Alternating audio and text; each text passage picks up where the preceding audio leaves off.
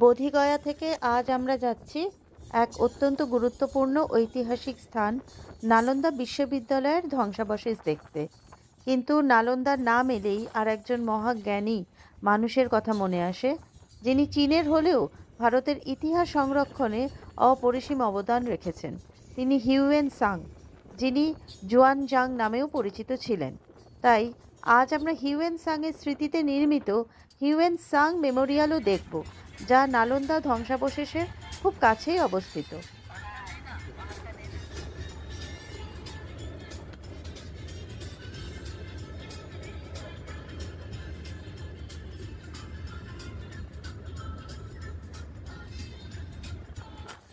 পৌঁছে গেছে নালন্দাতে।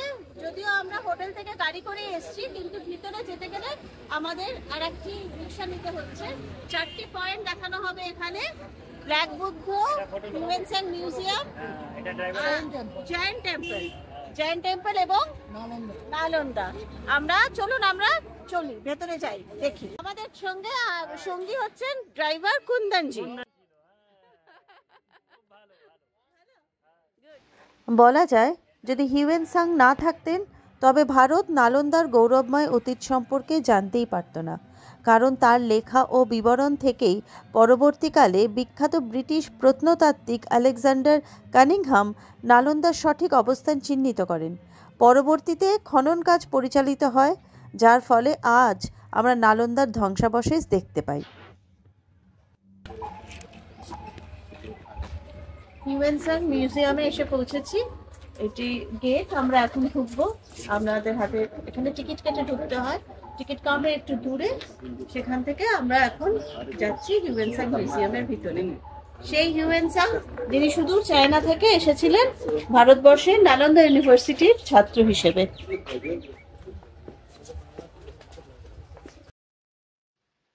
এই স্মৃতিভবন ভারত ও চীনের বৌদ্ধ ঐতিহ্যের প্রতীক। এটি ভারতীয় ও চীনা স্থাপত্যের সংমিশ্রণে তৈরি।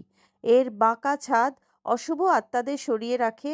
ছাদের নীল রঙের টাইলস অপার্থিব আধ্যাত্মিকতার প্রতিচ্ছবি। এখানে প্রচুর লাল রঙের ব্যবহারও আছে, যা শান্তি ও আনন্দের প্রতীক। ভবনটির দরজা পূর্ব দিকে খুলছে। চীনা ট্র্যাডিশন অনুযায়ী পূর্ব দিক নতুন আশার সঞ্চার করে, আর ভারতীয় সংস্কার অনুযায়ী পূর্ব দিকে আমরা ভগবানকে পুজো নিবেদন করি। চারিদিক সুন্দরভাবে রক্ষণাবেক্ষণ করা, প্রচুর ফুল ফুটে আছে, যা এক অপূর্ব প্রশান্তি এনে দিচ্ছে। ইতিহাস বইতে যে হিউয়েন সাং এর ছবি আমরা দেখেছি ছোটবেলা থেকে, সবার মনেই একটা ধারণা আছে, তারই এক প্রস্তর মূর্তি, তার স্মৃতি স্মারক হিসেবে এখানে তৈরি করা আছে।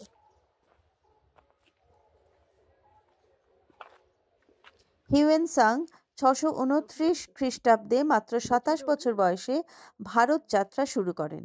অত্যন্ত ধার্মিক পরিবারের ছোট ছেলে 27 বছরের তরুণ হিউয়েন সাং রওনা হলেন অনিশ্চিতের পথে, বৌদ্ধ ধর্মের মূল কথার সন্ধানে, বুদ্ধের জন্মস্থানের উদ্দেশ্যে। তার লক্ষ্য ছিল ভারতীয় বৌদ্ধ ধর্মের বিশুদ্ধ রূপ ও শাস্ত্র অধ্যয়ন করা এবং সেই জ্ঞান নিজের দেশে নিয়ে যাওয়া। কিন্তু এই যাত্রা সহজ ছিল না।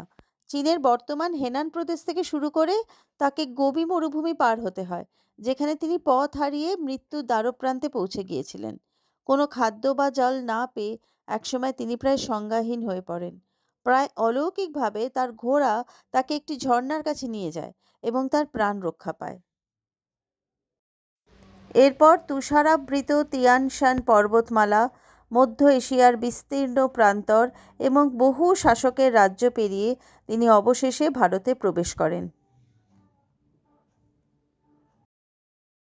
ভারতে এসে হিউয়েন সাং প্রায় 13 বছর ধরে সারা দেশ ভ্রমণ করেন। কাশ্মীর, অযোধ্যা, কৌশাম্বী, বোধগয়া এবং সর্বোপরি নালন্দা বিশ্ববিদ্যালয়, যেখানে তিনি অধ্যয়ন করেন এবং পরবর্তী সময়ে শিক্ষকতাও করেন।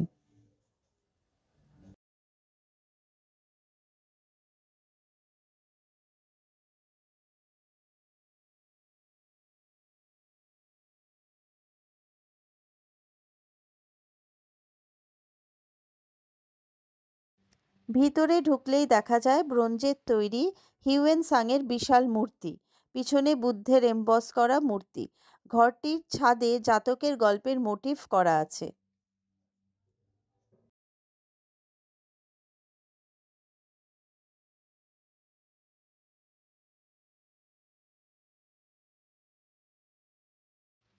হিউয়েন সাং শুধু একজন পরিব্রাজক ছিলেন না, তিনি ভারতের এক অমূল্য ঐতিহাসিক দলিল রচয়িতা। তার রচিত সি ইউ কি বা ভারত ভ্রমণ কাহিনী গ্রন্থে তৎকালীন ভারতীয় সমাজ, সংস্কৃতি, শিক্ষা, প্রশাসন ও ধর্মের বিস্তারিত বিবরণ আছে, যা থেকে আজকের ভারত তার অতীত সম্পর্কে বহু তথ্য জানতে পারে।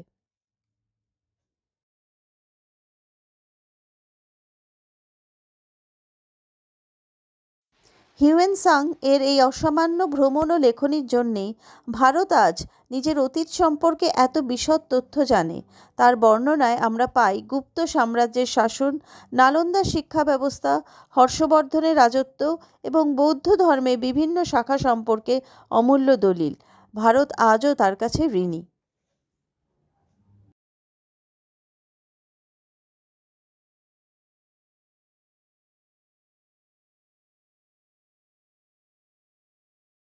আপনারা যদি নালন্দা আসেন তাহলে অবশ্যই জুয়ানজাং মেমোরিয়াল দেখতে ভুলবেন না।